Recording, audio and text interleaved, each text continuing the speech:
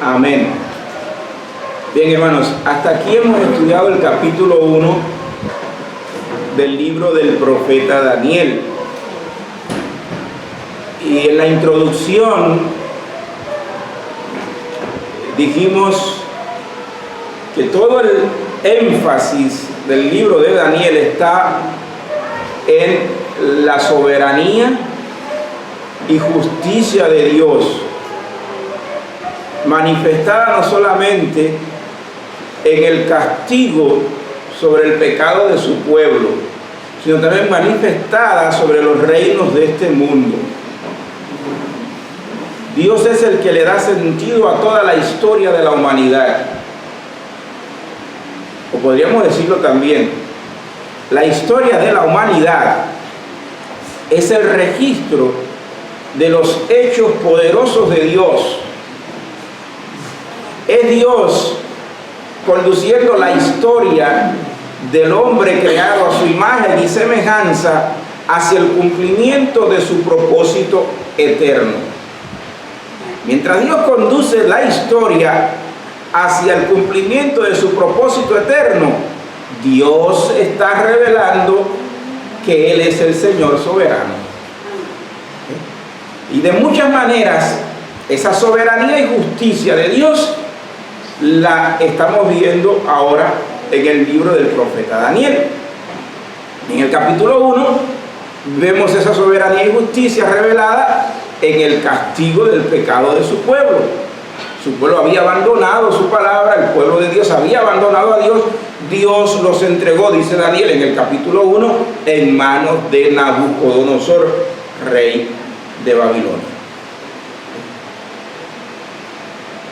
Pero vemos su soberanía manifestada también en el hecho de que no fue Nabucodonosor, no fueron los dioses de Babilonia quienes sometieron al pueblo de Dios, sino que fue Dios quien soberanamente permitió o entregó en sus manos al pueblo escogido. Vemos esa soberanía y justicia manifestada también en el hecho de que cuando el enemigo, cuando los dioses de este mundo, o los líderes de este mundo, o el mismo diablo que gobierna detrás de la silla presidencial de los gobiernos de este mundo, intenta destruir la cultura, la ética del reino de Dios, los principios del reino de Dios, cuando intenta mediante un lavado de cerebro cambiar la cultura y los principios y valores del reino de Dios, Dios soberanamente se reserva siempre un remanente de hombres, sin importar cuál sea la edad, si sean jóvenes, niños o ancianos. Dios se reserva, y en este caso se reserva un remanente de adolescentes que plantaron bandera, que se mantuvieron firmes a sus convicciones cuando Satanás intentó cambiarle su cultura, su religión,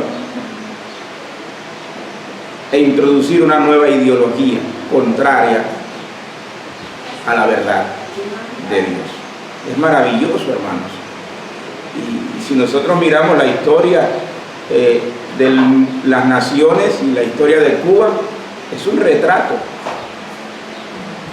Lo que Dios nos está mostrando en el libro de Daniel es una radiografía, un somatón, no sé qué término mejor usar para definir, de la realidad que hemos vivido en Cuba en los últimos 60 y tantos años, y de la realidad que se vive en el mundo actual también. Ahora, en el capítulo 2, Dios va a seguir, siguiendo el mismo hilo de la historia. Dios va a mostrarnos en el capítulo 2 cómo Él sigue dándole sentido a la historia de su pueblo y a la historia de las naciones. No vamos a ver todo el capítulo 2 en esta mañana. Yo lo partí en secciones, como hice con el capítulo 1. También lo hice con este capítulo 2. Pero miren, para que no pierdan el hilo, el énfasis en el capítulo 2 también está en la soberanía de Dios sobre los reinos de este mundo y su justicia manifestada nuevamente en la salvación o la preservación de sus escogidos. Eso no lo pierdan de vista en la medida que vamos leyendo Daniel capítulo a capítulo, verso a verso. Ahora, en el capítulo 2 vamos a ver cómo esto se manifiesta, cómo se revela esto, y es maravilloso.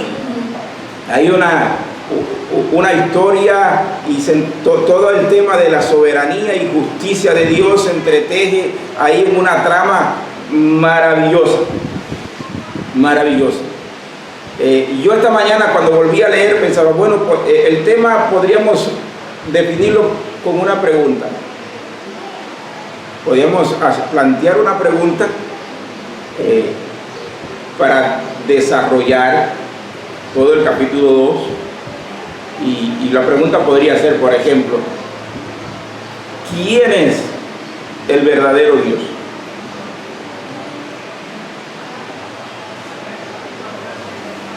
¿Quién es el verdadero Dios? Podría ser esa pregunta muy buena para desarrollar todo este capítulo. Entonces, vamos a fijar nuestra atención en el capítulo 2 para ver qué nos va a decir el Señor por medio de Daniel.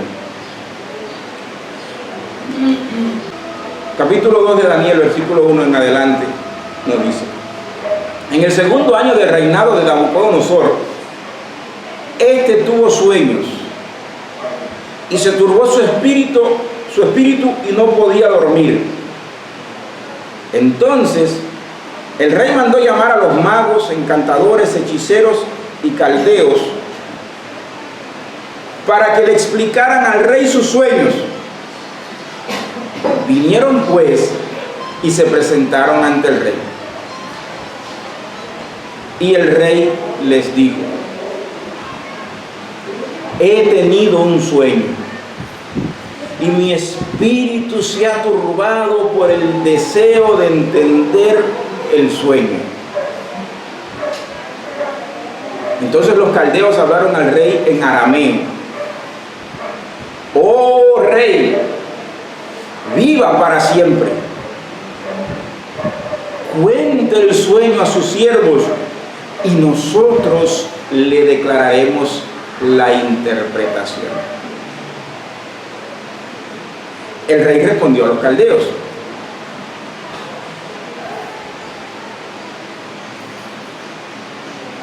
mis órdenes son firmes.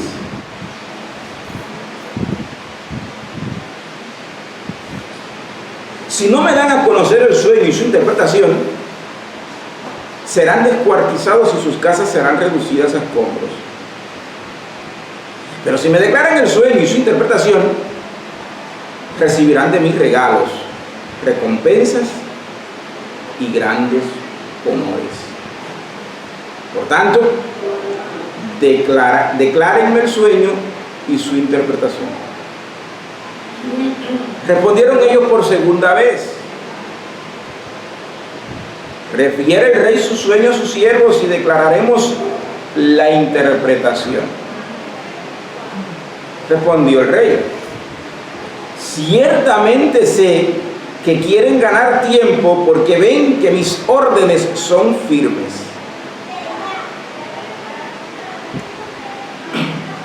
Si no me declaran el sueño, hay una sola sentencia para ustedes, porque sé que han concertado para hablar delante de mí palabras falsas y perversas hasta que cambie la situación.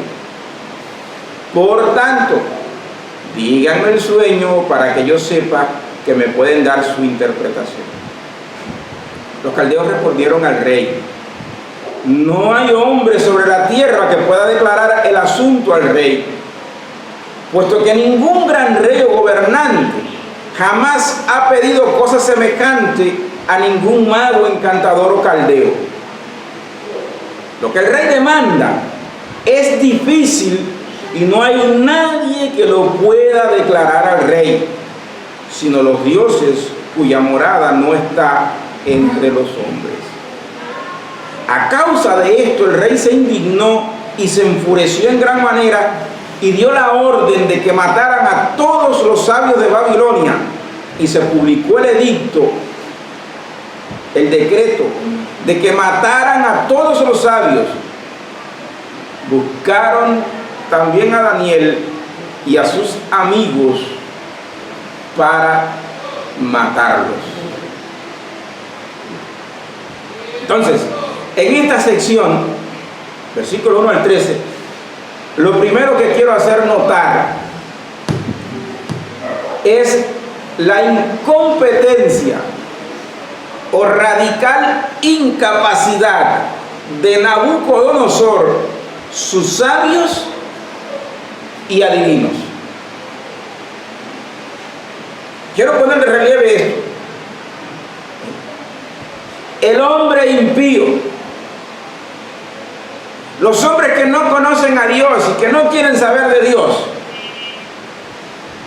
son radicalmente incapaces, impotentes, totalmente corrompidos, tanto moral como espiritualmente. ¿Cómo se revela eso en esta sección? Míralo enseguida. En primer lugar, los versículos 1 al 13 nos muestran algunos problemas en el gobierno de Nabucodonosor. Problema número 1. Los babilonios eran muy soñadores y supersticiosos. Creían mucho, por no decir en demasía, en los sueños, hasta el punto de que sus sueños llegaban a preocuparles y robarles la tranquilidad. Si usted lee el texto, tuvo sueños y a causa de los sueños, ¿qué pasó? ¿Perdió qué cosa? El sueño, para la redundancia. Lo perturbaron sus sueños, sus pesadillas, y perdió la tranquilidad. Tengan en cuenta eso. En la cultura hebrea hay algunos ejemplos en los que Dios habló por medio de sueños, pero a diferencia de la cultura babilónica, esa no es la norma divina para hablar a sus hijos. No, esa no es la norma de Dios para traer la revelación suya a su pueblo. Lo que estamos viendo aquí, o lo que vamos a ver aquí ahorita, usted va a descubrir algo que ya vimos en el capítulo 1 y que lo enseñamos en la introducción. Es cómo Dios va a usar o va a hacer que las acciones pervertidas de los impíos, o que los mismos impíos sirvan a su propósito para luego traer sobre ellos su juicio. ¿Recuerdan cuando estudiamos el libro de Esdras y cuando hicimos la introducción a Daniel? Les dije que usted tiene una de dos opciones: o usted escoge servir a Cristo y al final recibirá bendición y vida eterna, o usted sencillamente rechaza a Cristo, pero eso no lo va a librar, porque al final Dios va a hacer que en su impiedad usted sirva de alguna manera, va a hacer que usted sirva a su propósito y luego lo va a destruir. El hombre no se libra de Dios. Hermanos, el hombre no se puede librar de Dios. O usted se rinde a Jesucristo para ser un hombre o una mujer de Dios, o aténgase usted a las consecuencias. Ahorita usted lo va a ver. Y a lo largo de todo el libro de Daniel lo vamos a estar enfatizando una y otra vez. Entonces, cuidado con la soñadera. Cuidado con la soñadera. El hombre o la mujer de Dios no vive de sueños ni de fantasías. Vive con los pies sobre la tierra, afirmado en la verdad.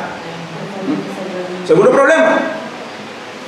Hay un problema de confianza o inseguridad de parte del rey. ¿Hacia quiénes? Hacia sus sabios y adivinos. Mire, el monarca, el emperador, el presidente, como se le llamaría hoy en día, de la nación, no confía en su consejo de Estado y de ministros. No confía en la religión oficial de su nación. Por tanto, no confía en los dioses de Babilonia que él mismo representa. Eso es contradictorio, paradójico. Pero hay un problema de confianza, de inseguridad en relación a los sabios y adivinos de Babilonia. Pero hay un tercer problema. Es un problema de manipulación o disposición a la mentira por parte de ¿quién? De los sabios, de los magos, de los adivinos. El rey sabía que si le contaba el sueño, ellos se iban a inventar una interpretación para aliviarlo, para calmarlo. ¿Se dan cuenta? Ay, hermanos, usted y yo vivimos en un país donde mira que se miente para hacer quedar bien al jefe. Ahí lo tiene. Ahí lo tiene, hermanos. Cualquier semejanza con la realidad no es casualidad. Mire, hermano, estos dos problemas que les acabo de citar, el problema de confianza o inseguridad de parte del rey hacia su consejo, sus consejeros, sus sabios, sus adivinos y la religión oficial de Babilonia, y ese problema de manipulación y disposición a la mentira de parte de los sabios y adivinos de Babilonia, demuestran la realidad de las vidas y de los gobiernos humanos que no tienen al Dios de la verdad como su fundamento. El miedo a ser engañado, el miedo a ser traicionado o burlado es propio de ambientes en los que no se reconoce ni se tiene temor a Dios. Ahora, sépase bien esto, hermano, que cuando el hombre no manifiesta temor de Dios, termina temiéndole otra cosa. Y cuando una persona es impulsada por temores, eso es peligroso. Ante el temor a ser engañado, Nabucodonosor actuó con astucia. ¿No lo vieron ahí en el texto? Él fue más astuto que los astutos. ¿Entienden? Entonces dijo, esto me van a venir con un cuento, van a pasar gato por liebre. Entonces, él da un ultimátum a los sabios y adivinos de Babilonia para asegurarse de no ser engañado. ¿Y cuál es el ultimátum? Dice, ellos debían adivinar el sueño y luego darle la interpretación. Se la puso bien difícil. Se la puso bien difícil. Ahí vamos. De no cumplir con este ultimátum, ellos serían destruidos y todas sus propiedades, su casa, todo lo que tenían sería destruido, convertido en muladar. Mire, hermano mío, el pecador perdido, al pecador perdido no le molesta vivir en la mentira, siempre y cuando él pueda arreglársela para no ser víctima de ella. Y si en algún momento llegara a sentirse amenazado, va a hacer lo que sea para librarse. El que me haga sombra se va. ¿Recuerdan a Antolín el Pichón, el humorista? Era un programa humorístico, pero el programa humorístico revelaba una realidad del pueblo cubano. Por más de 60 años en este país, Los que están más arriba se han acostumbrado a quitar del medio a todo el que le haga sombra. Cuando ven amenazado su puesto de autoridad y poder, sus beneficios. No es nuevo. Ya en los días de Nabucodonosor sucedía. ¿Se dan cuenta? Sucede en todos los gobiernos de este mundo, no solamente en el cubano. Hago referencia a Cuba porque vivimos en Cuba. No tengo por qué hablar de Rusia ni de China. Tengo que hablar de Cuba.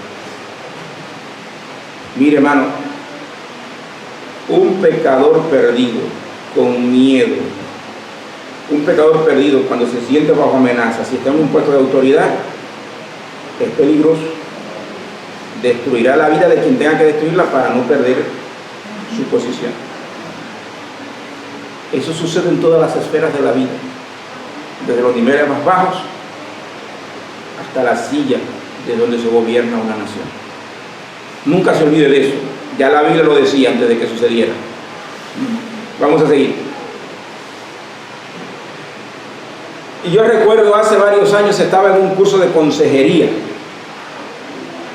y uno de los profesores dijo estas palabras: hay personas a las que no les molesta vivir con el fango al cuello, siempre y cuando el fango nunca llegue a sus narices. ¿Ustedes entienden el mensaje? Mientras no te ahogue. Así son los gobiernos de este mundo. Así es la vida de los impíos, de los que no quieren a Dios. Bueno, mientras no me mate, vamos a disfrutar de esto. Vamos a sacarle provecho a esto. Esa es una realidad. Y es lo que pasaba en días de Nabucodonosor. Mire, ellos se habían acostumbrado a vivir en la mentira, siempre y cuando la mentira no los dañara. Ahora se da la situación, se siente bajo amenaza y dice: no, yo puedo ser mentiroso, pero yo no puedo permitir que me mientan a mí. Si me mienten, los elimino. Así que vamos a hacerlo de esta manera. O ustedes me dan el sueño, aquí el único que puede mentir soy yo, aunque no lo diga. Fíjense, aunque no lo diga, aquí el único que puede mentir soy yo. Y esto es lo que hay que hacer. Y si no lo hacen, aténganse a las consecuencias.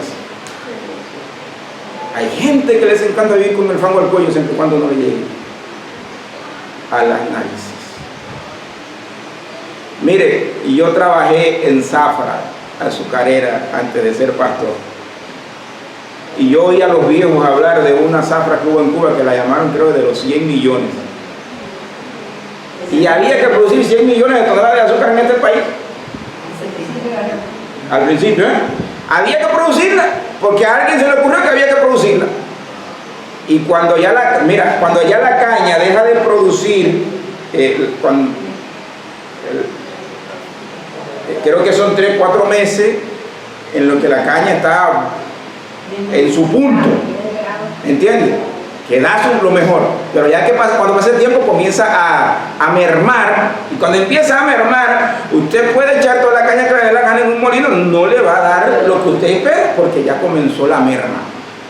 Entonces, yo escuchaba a los viejos contando las historias de aquella zafra. Dice que llegó un punto en que los obreros, en los ingenios, intencionalmente rompían las maquinarias, porque aquello era imposible, era una locura, pero había que producirla. ¿Y quién se atrevía a decir al jefe que no? Yo puedo mentir, pero tú no puedes mentir. Y si tú no lo haces como yo lo digo, atente a las consecuencias. Esa es la realidad. Hermano, es triste. Es triste porque somos cubanos, pero hemos vivido en esa mentira por mucho tiempo. Dios nos diga. Vamos a seguir con el texto. La estrategia de Nabucodonosor es propia de líderes autoritarios y dictatoriales, hermanos. Las cosas se hacen a su manera y nadie tiene derecho a protestar. Los sabios intentan, fíjense en el texto, como los sabios y adivinos intentan sortear el problema, darle la vuelta, pero es en vano. A este tipo no hay quien lo engañe. Este es un pulpo. Se le escabulle por donde quiera. Hermano, cuando el que gobierna es un dictador asesino, hay muy poco que se puede hacer. A los dictadores nunca les tienen las manos a la hora de eliminar a quienes intenten llevarle la contraria o engañarlo. Por eso lo digo, si ustedes no hacen lo que yo digo, una sola sentencia hay. La orden había sido dada y la sentencia se iba a cumplir de inmediato, nos dice el texto en los versículos 2 y 13. Y mire que el verso 13 nos dice que fueron a buscar también a Daniel y a sus hermanos. También estaban bajo sentencia. Entonces vamos a ver ahora los versículos que siguen. Y si en los primeros 13 versículos vemos la corrupción moral y espiritual de los líderes de este mundo, la falacia de las religiones de este mundo, en los versículos que siguen vamos a ver lo opuesto, la veracidad, la competencia de los hombres que están siguiendo al Dios verdadero, de los hombres y de las mujeres de fe. Versículo 14 dice: entonces Daniel habló con discreción y sensatez a Ariot, capitán de la guardia del rey, que había salido para matar a los sabios de Babilonia, y preguntó a Ariot, capitán del rey: ¿por qué es tan riguroso el decreto del rey? ¿Por qué tanta violencia? ¿Por qué tanta intransigencia? Y Ariot informó a Daniel sobre el asunto. Así que Daniel fue a pedirle al rey que le diera tiempo para declarar la interpretación al rey. Tome nota de esas palabras del narrador aquí. Verso 17 dice: entonces Daniel fue a su casa e informó el asunto a sus amigos Ananías, Misael y Azarías, para que pidieran misericordia del Dios del cielo acerca de este misterio, a fin de que no perecieran Daniel y sus amigos con el resto de los sabios de Babilonia. Entonces el misterio fue revelado a Daniel en una visión de noche. Noten, una visión, no un sueño. Daniel entonces bendijo al Dios del cielo y dijo: sea el nombre de Dios bendito por los siglos de los siglos, porque la sabiduría y el poder son de Él. Él es quien cambia los tiempos y las edades, quita reyes y pone reyes, da sabiduría a los sabios y conocimiento a los entendidos. Él es quien revela lo profundo y lo escondido, conoce lo que está en tinieblas y la luz mora con Él. A ti, Dios de mis padres, yo doy gracias y alabo, porque me has dado sabiduría y poder, y ahora me has revelado lo que te había pedido, pues nos has dado a conocer el asunto del rey. Ese es el corazón de todo el capítulo 2. El énfasis, ahí lo tenemos. Ahora, ¿cómo se nos revela en estos versículos del 14 al 23 la competencia de Daniel, la veracidad de su fe y la de sus hermanos? Míralo acá. Número 1. Lo primero que Daniel hace es que reconoce que hay un grave problema y luego recoge información sobre dicho problema. Sí, Daniel no ignora que hay un problema. Él reconoce que hay un problema y trata de recopilar toda la información necesaria con relación a dicho problema. Hermanos, ignorar los problemas nunca te va a llevar a la solución. Reconozca que hay un problema, recopile toda la información sobre dicho problema. Eso es lo primero que nos dice Daniel que hagamos. Segundo, Daniel se presenta ante el rey para pedir tiempo. Tercero, Daniel se apoya en sus hermanos para que le ayuden en oración a Dios a fin de encontrar la respuesta que los libre de la muerte a manos del dictador. Y eso es también muy llamativo para nosotros, porque una vez que usted ha recopilado toda la información que necesita, una vez que usted sabe a dónde debe ir, Daniel no dijo: esto lo voy a resolver yo a mi manera. Daniel se apoyó en sus hermanos, en sus amigos. Le digo: miren, hay esta situación, tengo este problema, necesito su ayuda en oración. No para que Nabucodonosor nos dé la solución, sino para que nuestro Dios nos señale el camino. Bendito sea el nombre de Jesús. Un hombre solo no vale nada, hermanos. Una familia unida a los pies de Jesucristo es una familia súper poderosa.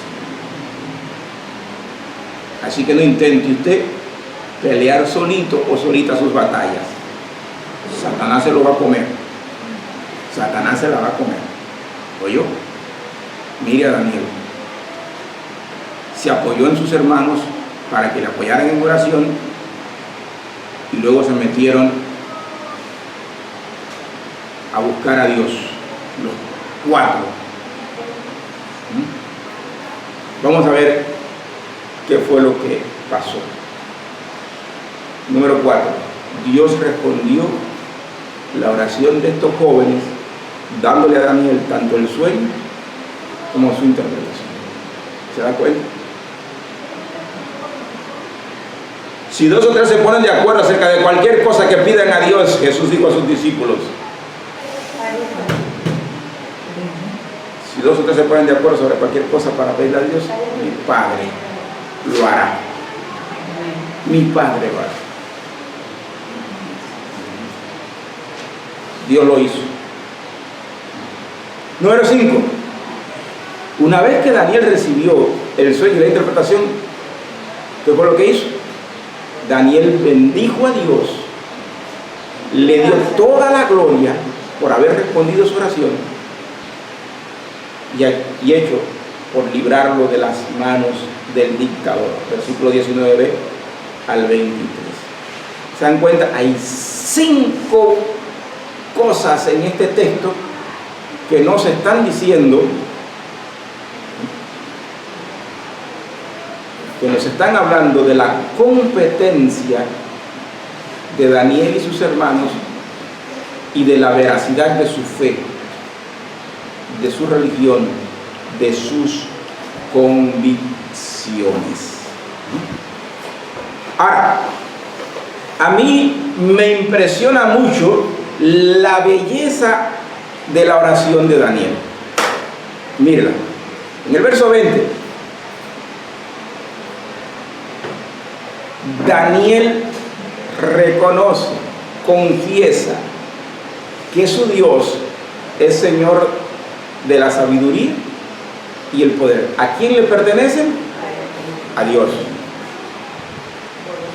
Ahora comience a ver el contraste entre la verdadera religión y la falsa religión babilónica. La verdadera religión, la religión de Daniel, el verdadero Dios, el Dios de Daniel, y los falsos dioses de Babilonia. Los falsos servidores o los servidores de la falsa religión, ante el conflicto, ¿qué hacen? Se perturban, pierden el sueño, no saben qué hacer, piensan en mentir, amenazan la vida de otros. En otras palabras, revelan su impotencia, su incapacidad y la falsedad de su religión. En cambio, los siervos de la verdadera religión, del verdadero Dios, ante los problemas,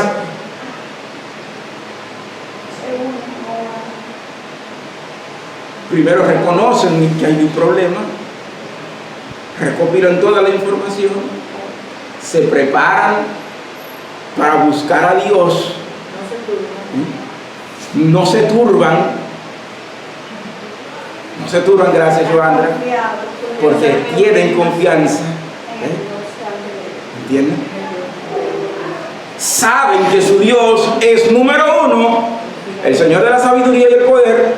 Versículo 20, número 2, el que cambia los tiempos y las edades, versículo 21a, el que quita reyes y pone reyes, versículo 21b, el que da sabiduría a los sabios y conocimiento a los entendidos, versículo 21c, el que revela lo profundo y lo escondido, versículo 22, parte A, el que conoce lo que está en tinieblas, versículo 22, parte B, y finalmente, aquel en quien habita la luz, versículo 22. Esas son 7 realidades sobre Dios. Sobre el Dios que es la fuente motivacional o inspiracional de la fe de Daniel y sus hermanos. Son 7 verdades sobre el Dios que es el fundamento de la vida de Daniel y sus hermanos. Daniel las canta, Daniel las proclama, y mire qué bello. Daniel proclama esas verdades en el mismo corazón del imperio babilónico. Yo edificaré mi iglesia y las puertas del infierno, las puertas del Hades no prevalecerán contra ella. Recuerden, les dije el domingo pasado, creo que fue el antes pasado, les dije que no hay lugar o contexto demasiado difícil o imposible en el que un hombre o mujer de Dios no puede brillar. Aquí tienes a Daniel brillando en la misma casa del diablo, en el palacio de Nabucodonosor, en el imperio babilónico. Así que huir no es una opción. Estamos llamados a resplandecer donde quiera que Dios nos haya puesto. Donde quiera que Él nos haya puesto. Si usted no puede resplandecer aquí en el reparto luz, usted no va a resplandecer en el Parque Calixto García. Si usted no puede resplandecer en la ciudad de Holguín, usted no puede resplandecer en la provincia de Holguín. Si usted no puede resplandecer en Cuba, usted no puede resplandecer en ningún país de este mundo. Eso es importante, hermanos. Entonces, Daniel y sus hermanos continúan brillando en medio de las tinieblas. Ya en el capítulo 1, ellos brillaron y dieron un golpetazo a Satanás en el capítulo 1. Ahora lo tenemos en el capítulo 2, brillando nuevamente y dándole otro golpe a la falsa religión. Otro golpe a Satanás. En otras palabras, Dios los está llevando de gloria en gloria, de victoria en victoria. Bendito sea su nombre para siempre. Dios ha escogido a estos 4 jóvenes para avergonzar a los poderosos.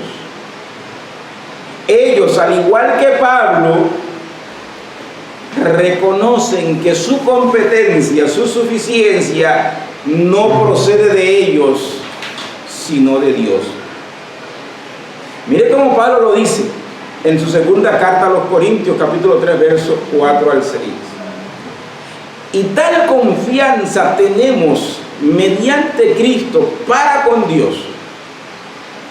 No que seamos competentes por nosotros mismos, para pensar algo como de nosotros mismos, sino que nuestra competencia proviene de Dios, el cual asimismo nos hizo ministros competentes de un nuevo pacto, no de la letra, sino del Espíritu. Porque la letra mata, mas el Espíritu vivifica. Eso que Pablo está diciéndole a los corintios, nos lo muestran Daniel. Ellos no son competentes por sí mismos. Si ellos fuesen competentes por sí mismos, ellos no hubiesen ido a Dios en oración. Si la competencia de Daniel viniera de él, Daniel no hubiese alabado a Dios y proclamado a Dios en la manera que lo hizo, dándole a él toda la gloria. Él sabe que él es lo que es por la gracia de Dios, como dice Pablo. Por la gracia de Dios soy lo que soy, y su gracia no ha sido en vano para mí. Ellos tienen puesta toda su confianza en Dios, toda su confianza en Jesucristo como el único redentor, aun cuando Jesucristo no había sido manifestado en su carne.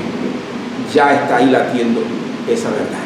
Ellos saben que solo pueden permanecer si tienen su confianza en Dios. Si Dios es el fundamento de su fe, ellos pueden permanecer en una nación impía, en un mundo impío. Entonces, hay unas palabras también que me gustan mucho y no las quiero ignorar, y son las palabras de Job con relación a esto. Job dice en el capítulo 31, verso 35: he aquí, mi confianza es que el Omnipotente testificará por mí, aunque mi adversario me pone el proceso. Ahí está Nabucodonosor armándole un proceso, no solo a sus sabios y adivinos, sino a los siervos de Dios. Pero ahí están los siervos de Dios plantados, parados. Él puede hacer lo que él quiera. El de arriba, el Omnipotente, es mi testigo. Él va a testificar por mí. Él va a ser mi testigo ante el juicio. Que arme todo lo que quiera armar, todos sus procesos. Mi confianza está en el Omnipotente, decía Job. Qué maravilloso, hermanos. Ese es un mensaje para nosotros. ¿Quién testificará por ti? ¿Quién va a ser tu testigo? Gloria a Dios. Nos dice Juan en el Nuevo Testamento que nuestro testigo, que nuestro abogado, que nuestro defensor es Jesucristo y ningún otro fuera de él. Repito, Daniel y sus hermanos habían conocido a Dios y sabían que la dependencia en Dios es fundamental para navegar por los tempestuosos mares de este mundo. Hermanos, si tú no tienes una confianza firme y segura en Dios, si usted no conoce a Dios como Señor, como Salvador, va a ser difícil que usted pueda mantenerse en el día difícil. Va a ser difícil que podamos caminar por los mares de este mundo tan convulso. Daniel sabía eso, y cuando lleguemos al capítulo 11 vamos a profundizar un poco más, pero mire, el capítulo 11 de Daniel dice en el verso 32: el pueblo que conoce a su Dios se mostrará fuerte y actuará. El pueblo que conoce a su Dios no anda en debilidad, ni se queda con los brazos cruzados esperando que las cosas sucedan. No. Es un pueblo fuerte y que trabaja para alcanzar la meta, que es la gloria de Dios en su vida, en su matrimonio, en su familia, en la vida de sus hijos. Si usted y yo no conocemos a nuestro Dios e ignoramos la historia de los poderosos hechos de Dios en el pasado, no mostraremos ninguna fuerza a la hora de la prueba. No haremos nada digno de un verdadero hijo de Dios en el día de la angustia. Hermanos, en el último mensaje de Josué a la nación de Israel, antes de su muerte, es un mensaje muy largo, no lo voy a leer, pero en el versículo 5, Josué le deja bien claro a la nación cuál sería su postura y la de su casa. Josué le dijo a ellos, después de recordarles los hechos poderosos de Dios en el pasado, Josué les dijo lo siguiente: y si no les parece bien servir al Señor, escojan hoy a quién van a servir. Si a los dioses a quienes sirvieron sus padres cuando estaban del otro lado del río, o a los dioses de los amorreos que habitan de este lado, ustedes son responsables de lo que van a hacer. Pero yo en mi casa tenemos bien claro a quién vamos a servir. Ese es el punto. Daniel y sus hermanos tenían bien claro a quién les servían, quién era el fundamento de su fe, de su convicción. La fuente motivacional de su existencia era Jehová de los ejércitos. Era Jesucristo. Cuando esa es tu convicción, no hay poder en este mundo que pueda destruir. Ningún poder o gobierno humano escapa de las manos de Dios. No importa cuán poderosos sean los hombres, los hombres impíos siempre van a vivir bajo las sombras del miedo. Con mucho trabajo van a confiar en alguien, hasta que vean que en vano confiaron. Los hombres impíos, hermanos, van a vivir en el fango siempre y cuando el fango no les llegue a las narices.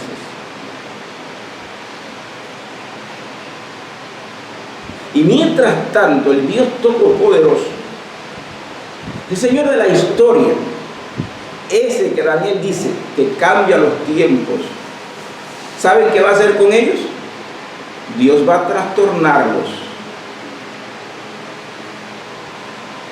Dios va a hacer que su misma soñadera les haga perder la tranquilidad. Dios va a revelar la futilidad, la banalidad de confiar en dioses falsos. Y luego va a hacer que ellos sirvan a su propósito y finalmente serán destruidos. Pero los que confían en Jehová, dice el salmista, son como el monte de Sión, que no se mueve, sino que permanece para siempre. Así como Jerusalén tiene montes alrededor de ella, dice que el Señor está alrededor de su pueblo, desde ahora y para siempre. Ese es el mensaje. Dios sigue siendo el soberano Señor de la historia, quien rodea y conduce a sus escogidos de gloria en gloria, de victoria en victoria, mientras trastorna el consejo de los impíos para su propia condenación.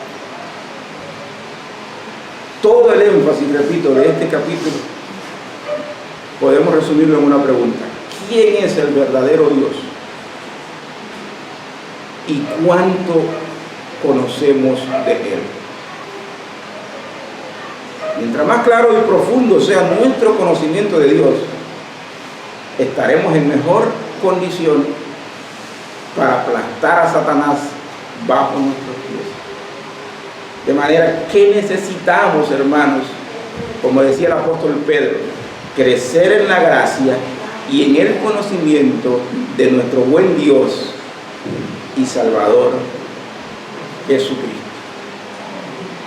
Debe ser ese Jesucristo, ese Dios, la única fuente motivacional de nuestro servicio, de nuestro vivir, de nuestro andar. Que el Señor nos bendiga y Él nos ayude.